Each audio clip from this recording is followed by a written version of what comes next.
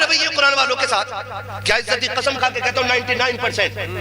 अगर किसी के अकाउंट में 2-4 लाख पड़े ना और कुरान वाला उसके पास से गुजर भी जाए ताहिर भाई तो ऐसे करके देखता और वो खड़ा हो जाए ना तो हाँ हजरत ऐसे बैठ सरहाने बैठे रहेगा, क्या कहा पहले तो अपने बिस्तर पे बैठने को नहीं बोले, आप जी कुर्सी दे दो भाई खत्म। हाँ और अगर कहेगा तो पाइती की तरफ कोई इशारा कर रहा है, बैठो अभी जी बैठो। औकात क्या है? अल्लाह की इज्जत की कसम खा के कहता हूँ कुरान की एक आयत और सारी दुनिया जमीन व आसमान की सारी दौलत अगर बराबर पल्लों में रखी जाए ना तो कुल कायनात मिलकर कुरान की एक आयत का बराबरी नहीं कर सकती है। सुभान अल्लाह। औकात क्या है? हैसियत क्या है? तू बोल रहे हैं इधर को बैठा दो। तुझे क्या लगता है मर कयामत होगी, अल्लाह फरिश्तों को हुक्म देगा जाओ जहां जहां मेरे कुरान वाले हैं उन्हें लेके आओ। कितनी उम्मतें होंगी? सारी उम्मतें, आदम से लेकर के आखिरी फर्द तक सारे खड़े होंगे। फरिश्ते कहेंगे मालिक ये तो बता लाने कुरान वाले उनकी कोई खास ड्रेस है ना, कोई बैच लगाए, कैसे पहचानेंगे उन्हें इतनी भीड़ में? कोई उनकी शनाख्त के लिए अलग कपड़े? हुक्म होगा ना तो मालिक फिर पहचाने कैसे? रब फरमाएगा जाओ लोगों के मुंह सूंघना, जिसके मुंह से मुश्क की खुशबू आ रही होगी वही मेरे कुरान का कारी है। ये इज्जतें अल्लाह अता करेगा। आज अब्बा मर जाए 1.5 क्विंटल चना पड़वा मस्जिद में लाके, 1.5 क्विंटल ऐसे ही पढ़वाने वाला ऐसे ही पढ़ने वाले धड़ाधड़ लौट जाए। हाँ हाथ हो गई हमारे यहाँ तो ऐसा हो जाता है बारे वालों को 2 मुट्ठी चने और चने वालों को 1 मुट्ठी, तो खाली कलमा पढ़ते हैं 1 मुट्ठी और बारे वालों को डबल। तो जिसे नहीं आता चनों के लालच में वो पारा लेके बैठे वो भी पढ़ता है। ये उलमा बैठे हैं, मैं पूरी गारंटी के साथ कह रहा हूँ, कारी साहब किबला मौजूद है, ये कुरान के कारी लोग बैठे हैं। हाँ कुरान के उलूम के मास्टर लोग हैं, इनसे पूछो गलत पढ़ने वाले पे कुरान खुद लानत भेजा करता है। गलत कुरान पढ़ने वाले पे कुरान खुद लानत भेजा करता है। ये जो बारे पढ़ रहे 2 मुट्ठी लालच में ये बख्शवा लेंगे। ये मुट्ठी भर चने हाथ में लेके कहते हैं आलू कितना हुआ तेरा, और चने भी बराबर के पन्ने लौट रहा, कह रहा गन्ना कट गया कि नहीं? हाँ पैसे मिल गए तुम्हारे? कह रहे आप पारा पढ़ता हुआ अखिलेश की सरकार अच्छी थी, फलाने की सरकार अच्छी थी, दिमाग ये बख्शवाएंगे। आज ले उनकी पनाह आज मदद मांगो से, कल न मानेंगे कयामत में अगर मान गए। हाँ कह रहे आज हाफिज जी बैठा इधर, इज्जत किया करो इनकी और गारंटी है मेरी जिसके घर में बरकत ना हो ना एक कुरान वाले के खाने की जिम्मेदारी अपने सर ले ले। आपने डोरियां भी बहुत ली होंगी, तावीज भी बहुत लटकाए होंगे, कई बार तो पीर लटकाने से भी बरकत नहीं आती क्योंकि बरकतें अल्लाह देता है और बरकत तब मिलती है जब खुदा भी राजी होता है और मुस्तफा भी राजी होते हैं। हाँ भाई वो पीर ही तो लटके हुए होते हैं, हर तीसरे दिन फूक रहा जाकर चौखट पर, वो लटका हुआ नहीं तो और क्या फर्क है?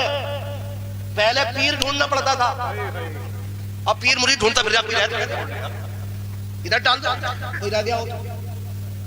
पीर वो अच्छा होता है जो ढूंढने से मिलता है और आज भी अल्लाह वाले गोशों में मिला करते हैं, ये याद रखिए। आज भी अल्लाह वाले तन्हाइयों में मिलते हैं, उनका शौक ही नहीं है मजलिस, उनका शौक ही नहीं है महफिल, वो तो चाहते हैं हमारे और रब के बीच कोई तीसरा ना आए, वो जान छुड़ाना चाहते हैं। राज क्या दिन का बच्चा आपका 6 दिन का, खिलाओ हमारी गोद में दे दो, ये कंडीशन है। और हमने भी पीरों का मतलब समझा मुरीद होने का मतलब है मुर्गी के अंडे 3 हो जाए, भैंस दूध नहीं दे रही तो पीर साहब जिंदाबाद, मुर्गा खो गया तो पीर साहब जिंदाबाद, बकरी खुल गई तो पीर साहब जिंदाबाद। ये इसलिए नहीं था और ये सच्ची बात कह रहा हूं। आज खानकाहों में जाके बैठो तो दर्द वाले 99 आते हैं, 99 नहीं 100 आते हैं, लाखों में एक भी ऐसा नहीं आता जो ये कहे कि मुझे खुदा तक पहुंचना है। कोई मांगे खुदा का दर्द? किसे तलाश है खुदा की? किसे जुस्तजू है खुदा की?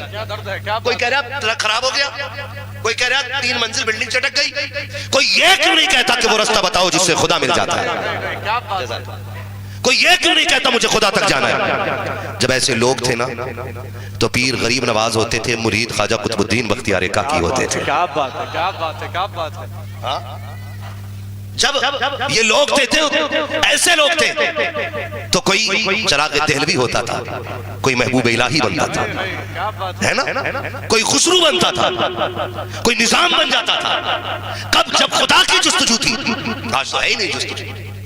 आज तो पीर साहब ये कहते हैं ना, तुझे 6 चिराग जलाने आके तो 6 मिनट मस्जिद में नहीं जाएगा, 6 चिराग आंधियों में जाके जला रहे, आंधियों में चिराग जला जाके, और 5 बार हय्या अलल सलाह हय्या अलल फलाह। मतलब ही कोई नहीं। मुझे एक बात बता, जब देने वाला अल्लाह है, कौन है? सारे बोले कौन है? पीछे वाले क्यों नहीं बोल रहे भाई? चक्कर में तो नहीं है पड़ा हुए। देने वाला कौन? इतनी जोर से अपने रब को पुकारो कि ये दीवारें गवाह हो जाए। देने वाला कौन है? देने वाला कौन है? लेने वाला कौन है? सब चीज का मालिक कौन? खालिक कौन? तो उसे नाराज करके क्या खाक मिलेगा? वो सोचो, मिल सकता है? नहीं मिल सकता ना। अल्लाह को राजी करना। किसको राजी करना है? अल्लाह को राजी करना। और अल्लाह कैसे राजी होता है? वो कुरान में कहता है वलौ अन्नहुम इज़्ज़लमू अनफुसहुम जाऊँ। महबूब अगर ये अपनी जानों पर सितम कर लेना तो इनके लिए छूट ये है कि ये तेरी चौखट तक आ जाया करें। मेरा इमाम कहता वही रब है जिसने तुझको हमतन करम बनाया, हमें भीख मांगने को तेरा आस्था बताया, तुझे हमद है खुदाया, तुझे हमद है खुदाया। और फिर महबूब भी कैसा, हल्का फुल्का नहीं, यही बोले सिदरा वाले चमने जहां के थाले सभी मैंने छान डाले, तेरे पाए का ना पाया, तुझे यक ने यक बनाया, तुझे हमद है खुदाया, तुझे हमद है खुदाया। आओ ना हुजूर की चौखट पे, मांगो उनकी दर पे बैठ के खैरात, हम देखें कैसे नहीं मिलती है। लोग कहते हैं बहुत मांगा मिला नहीं। मैंने कहा तूने आला हज़रत की तरह मांगा ही नहीं, मांगे नहीं। गलत कह रहा हूं। ऐसे मस्जिद में कॉलर खड़ा करके, इमाम साहब एसी नहीं चल रही, क्यों? अब्बा की जागीर में बैठा है, पंखा चला के कॉलर यूं मार के फिर हाथ उड़ा कर रहा है। दुआएं से कबूल नहीं होती। दुआएं कब कबूल होती हैं? जब अपने आप को खुद से खत्म करो। इतने नीचे आ जाओ, इतने नीचे आ जाओ, इतने नीचे आ जाओ कि तुम्हें भी कहना पड़े, तुम्हें भी कहना पड़े कोई क्यों पूछे तेरी बात रजा, तुझसे कुत्ते 1000 फिरते हैं।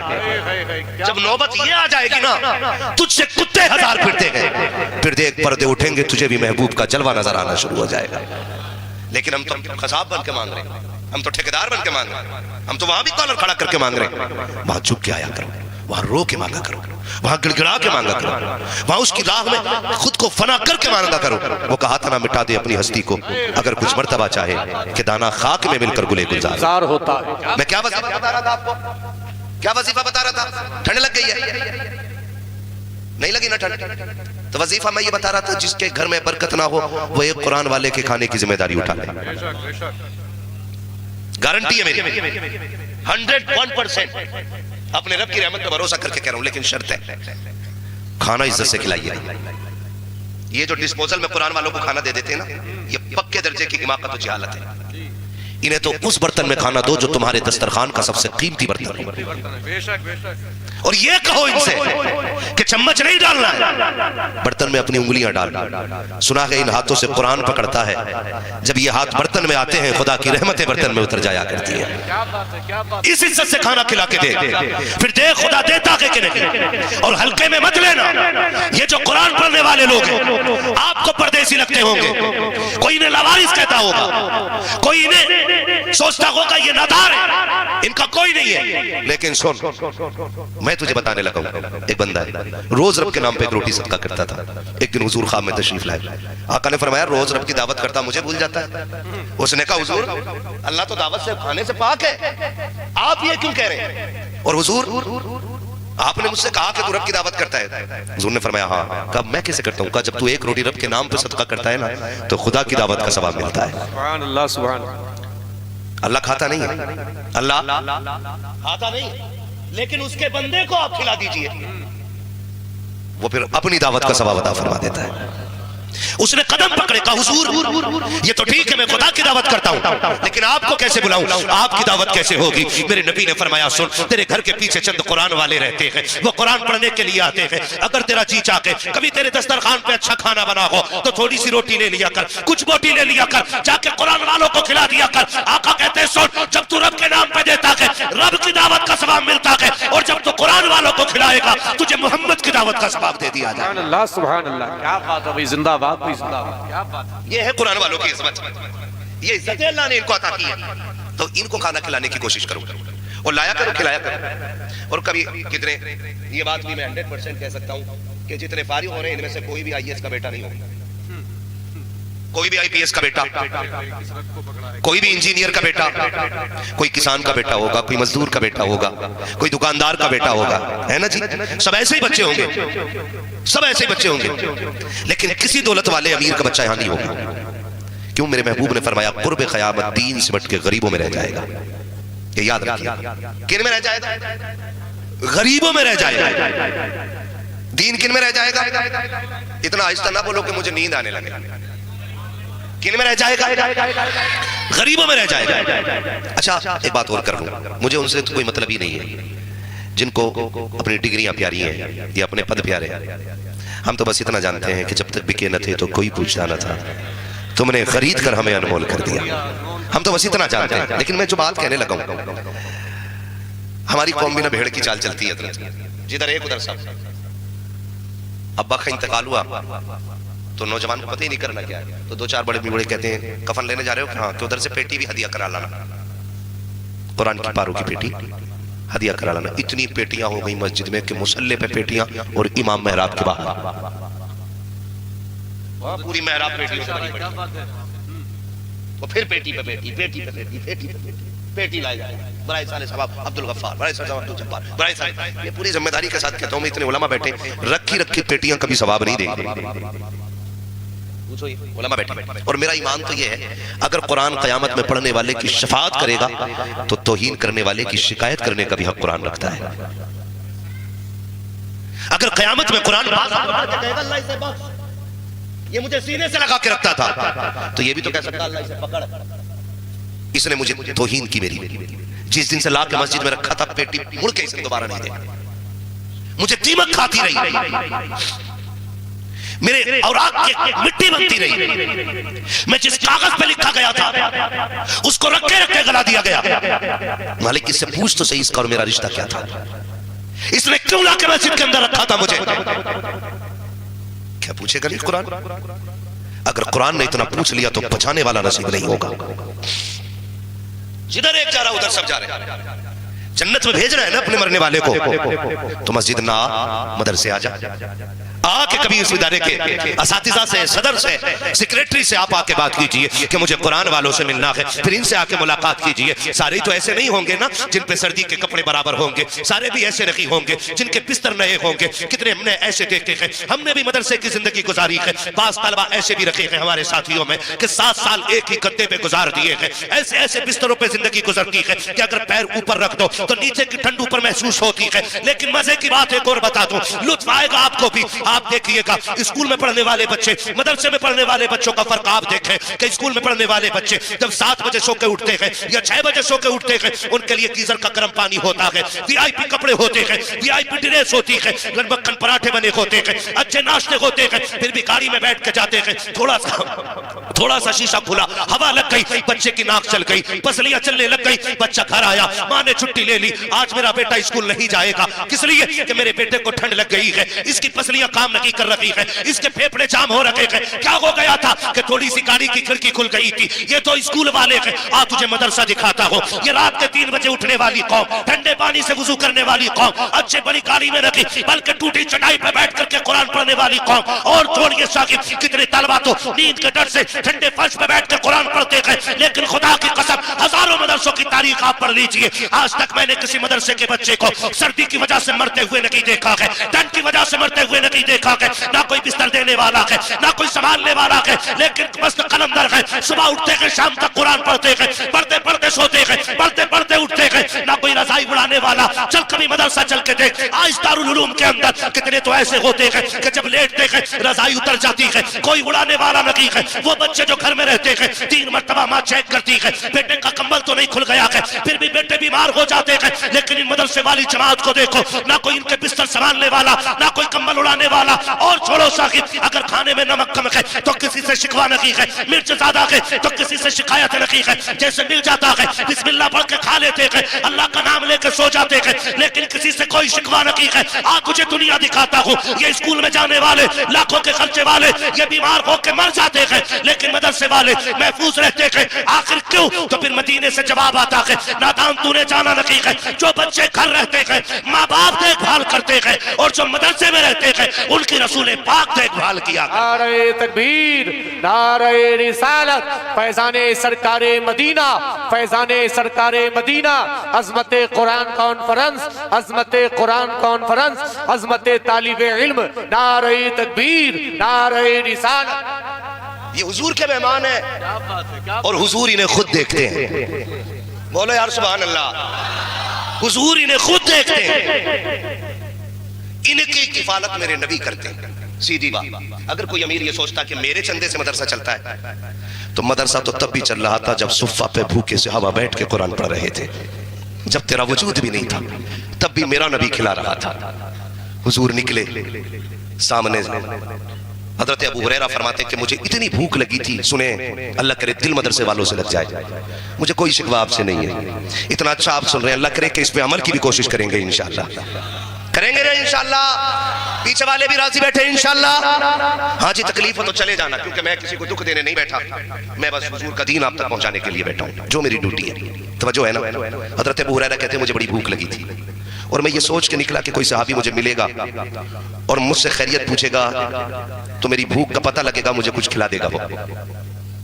तवज्जो है ना? थके तो नहीं है? अल्लाह सलामत रखे। और दिल महफिलों में लगने लगे तो समझ लो हुजूर की तवज्जो इधर हो गई है। ये बात ख्याल रखा करो खास, अल्लाह बरकतें अता करे।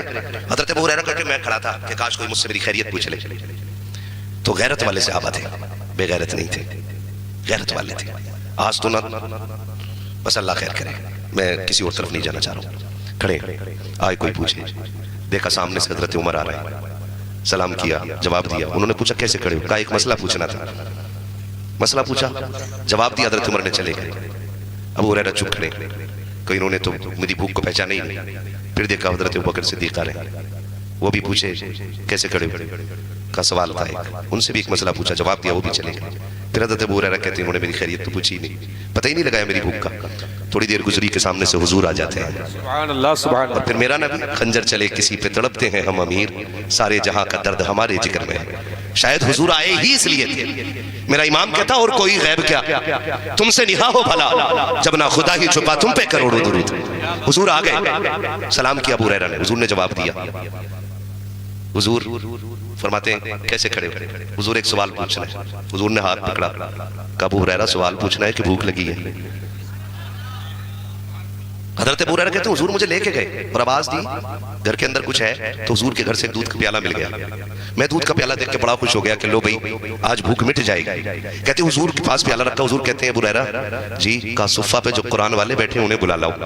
उन्होंने भी कई दिन से नहीं खाया। कितने थे? 70। कितने? 70। मैं बुला लाया। कहते लेकिन मैं सोच रहा था एक प्याला है और हुजूर ने इन्हें भी बुला लिया, भूख तो मुझे ही बहुत लगी है। कहते लेकिन कुर्बान जाऊं मेहरबान नबी के, 70 आ गए, हुजूर ने वो प्याला उठा के मुझे दिया, कल लो दानी जानिब से सबको पिलाना शुरू कर। कहते हैं जब मैंने पहले बंदे को वो प्याला पेश किया ना, तो हुजूर ने फरमाया पेट भर के पियो। कहते हैं उन्होंने पेट भर के पी लिया, फिर प्याला मेरे हाथ में आया, मैंने देखा जितना था उतना का उतना ही है। सुभान अल्लाह, सुभान अल्लाह। कहने लगे फिर कलेजा ठंडा होने लगा कि अगर एक से खत्म नहीं हुआ तो अब ये 70 से भी खत्म नहीं होना है। कहते हैं दूसरे ने पिया, तीसरे ने पिया, चौथे ने कहा मैं 70 सबको पिला चुका। फिर हुजूर ने कहा अबू हुरैरा अब तुम पियो। कहते मैं तो था भूखा, मेरी मोच लग गई, मैंने प्याला लगाया तो हटाया ही तब जब पेट भर गया। मैंने फिर देखा प्याला फुल। आका कहते और पियो। कहते फिर मैंने पिया, जितना पिया जा सका पिया। हुजूर ने फिर कहा और पियो। कहा हुजूर बस अब नहीं पिया जाता। कहते हुजूर ने फरमाया सबने पी लिया। कहते फिर हुजूर ने वो प्याला लिया और फिर हुजूर ने वो दूध पिया। अबू हुरैरा कहते हैं क्यों जनाब अबू हुरैरा, कैसा था वो जामे शीर जिससे 70 साहिबों का दूध से मुंह फिर गया। ये मेरे इमाम ने कहा। हजरत अबू हुरैरा कहते हैं 70 थे, अगर 70,000 होते तो वो दूध सबके लिए काफी हो सकता था। तो अगर कोई ये समझता मदरसे हम चलाते हैं तो औकात में रहे। मदरसे तुम नहीं, मदरसे शाहे उमम चलाते हैं। और ये भी सच्चाई है। जब कभी मदरसों के मतबा कैंटीन में खाना खत्म होता है ना, तो ये उन लोगों के दरवाजे पर बिल्कुल नहीं जाते जो कुत्तों की तरह झिड़कियां देते हैं, जो जलील करके लौटाते हैं। ये नहीं जाते किसी अमीर के दरवाजे पे, शायद ये राज कभी ना खोल सके, लेकिन मैं कह रहा हूं जब सुबह होने वाली होती है और मतबख में कुछ नहीं होता, फिर ये मुसल्ले भी जाते हैं, 2 रकात नमाज हाजत पढ़ते और रुख करते हैं हुजूर के मदीने की तरफ, और रो के कहते हैं आका मेहमान आपके। अगर ये फाके से रह गए, बात हमारी नहीं जाएगी। लोग कहेंगे हुजूर के मेहमान और फाके से रह गए। जब ये रो के इतना कहते हैं, खुदा की कसम गैब से इतनी मदद होती है, हुक्म मदीने से होता है और दरवाजे पे कोई ना कोई लेके कुछ ना कुछ हाजिर हो जाता है। ये सोच के मत आओ कि तुम इनकी मदद कर रहे हो, ये सोच के आओ कि इनके जरिए हमें हुजूर से मदद लेनी है। करेंगे इंशाल्लाह, करेंगे इंशाल्लाह। खान साहब आगे भाई, किधर है खान साहब? अरे दोस्त के पास ही घुस गया, हम तो कतई फोकट में बैठे। अल्लाह सलामत रखेगा। साथी ये उलमा इनकी मेहनत है। आपसे इतना कहूंगा, कभी अल्लाह तौफीक दे मदरसे आइए, कभी किसी कुरान वाले को बेटा कह के आवाज दो। ये वतन से बेवतन रहते हैं। आज भी मैं देख रहा था, दूर दूर के बच्चे भी इसमें फारिग हो रहे हैं, दूर दूर के बच्चे भी यहाँ फारिग हो रहे हैं। सूबा तक बदला हुआ है, स्टेट चेंज है, तो अब जाहिर है ना इनके माँ बाप तो वहीं होंगे ना। कुछ भी है यार, अगर जिला भी बदला है तो माँ बाप तो यहाँ नहीं रहते होंगे ना।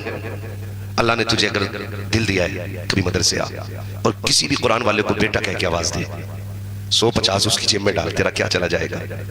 अगर परदेश में उसे किसी के लहजे में बाप का लहजा नजर आ गया ना, तो जा एक कुरान वाले की दुआएं ले ले, भले तेरी कब्र पे अजान हो या ना हो, तेरे मरने के बाद 1.5 क्विंटल चना पढ़ा जाए या ना पढ़ा जाए, अगर कुरान वाला दिल से दुआ दे गया ना, तो तुझे कब्र में आने में देर लगेगी, खुदा को तेरी कब्र को जन्नत बनाने में देर नहीं लगेगी। क्या बात है, क्या बात है। ये कीजिए, हमें ये काम करने चाहिए। करेंगे इंशाल्लाह, करेंगे इंशाल्लाह, वादा कीजिए इंशाल्लाह। आखिरी बात और बात खत्म, ठीक है ना। आखिरी बात क्या है कि वो लोग जिन्होंने अब तक इस इदारे का ताउन किया या मदद की या किसी कुरान वाले को खाना खिला दिया या किसी भी कुरान वाले की इज्जत की, उनके लिए बड़ी खुशखबरी है। ये वो जमात है, अगर जन्नत में जाएगी तो हाथ पकड़ कर एक गिलास पानी पिलाने वाले को भी साथ जन्नत में लेके जाएगी। सारी कोशिशें जन्नत के लिए है ना, है भाई। सारी कोशिशें, रात के 3 बजे उठना, 6 लाख लगा के हज करने जाना, ये सारी कोशिशें किसके लिए? जोर से बोलो, जन्नत के लिए। ये तो बस अल्लाह हिदायत दे हमारे मिंबर के कुछ ऐसे लोगों को जिन्होंने फिक्र इतनी आजाद कर दी कि डायरेक्ट कह मुझे देखकर जहन्नम को भी आ गया पसीना। इनने मिंबर से ऐसा कहा, नीचे से शराबी भी कह, वाह वाह वाह वाह, दिल की बात कह। जहन्नम है तुम्हारे घर की चूल्हे या भट्टी नहीं, जो तुम्हें देखकर उसे पसीना आएगा। ये रब्बे सल्लिम की सदाएं बिलावजह नहीं है। कह रहा मुझे देखकर जहन्नम को भी आ गया पसीना, तो जो रिश्वत ले रहा वो भी पैसे लुटा रहा, जो ब्याज खा रहा वो भी लुटा रहा, जो हराम कला रहा वो भी लुटा रहा। वाह वाह वाह वाह वाह। वो कह रहे देखो जिसे जन्नती देखना उसे देख लो, हराम की जन्नत है। रिश्वत ब्याज का पैसा जन्नत मिलेगी। जन्नत पाने के लिए करबला में 72 कुर्बानियां देनी पड़ती हैं। जन्नत के लिए नबी का चचा कलेजों के टुकड़े करा ले रहा है, और यहाँ शराबी चुआरी भी बैठा हुआ कह रहा है मुझे देखकर जहन्नम को भी आ गया पसीना। डरे हुजूर ने फरमाया जब भी मांगो अल्लाह से जन्नत मांगना, इसलिए कि जब कोई बंदा कहता अल्लाह जन्नत दे, तो जन्नत खुद कहती है मालिक मुझे इसके नसीब में लिख दे। हमें जन्नत की तलाश में रहना है, धोखे में नहीं आना है, अमली तौर पे तैयारियां करनी है। और कोई ऐसा गवाह बना लो जो कयामत में काम आ जाए। दुनिया बड़ी बेवफा है, ये मरने के बाद वही चादर उड़ाएगी जिसमें हजारों लोग कब्रिस्तान जा चुके हैं। पूरी पूरी बस्ती की एक ही मसहरी है, करोड़पति बंदा भी उसी जनाजे में लेट के जा रहा है जो मस्जिद में रखा हुआ 20 साल से। बहुत अच्छा इशारा है, क्या बात है। अरबपति को भी वही सूरह यासीन लिखी हुई चादर दी जाएगी जो आज से 10 साल पहले मस्जिद में लाके दी गई है। मरने वाले को सगे बेटे नई चादर देने तैयार नहीं होते। तू किस घमंड में है? ये भी ले लूं, ये भी ले लूं, ये पोते को दे दूं, ये पोते को दे दूं। मर के देख, जब हम अपने दादा परदादा की कब्रों पे सोने के ताज न चढ़ा सके तो हमारी नस्लें खाक चढ़ाएंगे। खुद से फैसला करो। नहीं है हमने कितनी उनकी कब्रों पे जाके फाताएं पढ़ी, हमने कितने गुलाब चढ़ाए। जो जाते हैं वो देखते होंगे कितनी कब्रों पे तो आज कोई मिट्टी डालने वाला नहीं। फूल तो बड़ी बात है, हाँ कोई मिट्टी डालने वाला नहीं। अल्लामा ताहिर साहब कब्रें गल गई हैं, तख्ते गल गए हैं, कुछ में हड्डियां दिखती है, किसी में खोपड़ी नजर आ रही है। क्या इनके वारिस नहीं थे? क्या इनकी नस्लें नहीं थी?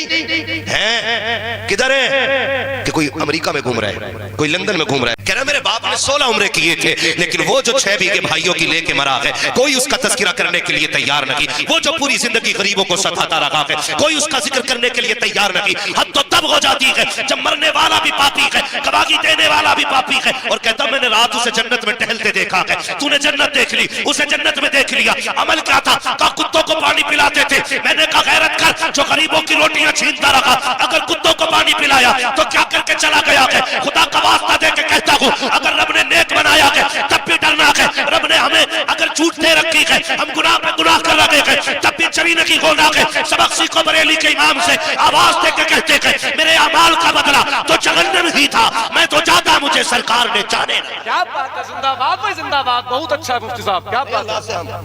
डरे, खौफ पैदा करें अल्लाह का। बनी इसराइल में ना एक मुस्तजाब दावत बंदा, और ऐसा मकबूल बंदा था अल्लाह का कि वो चलता तो बादल उसके ऊपर साया करते थे। क्या बात, क्या करते थे? बादल साया करते थे।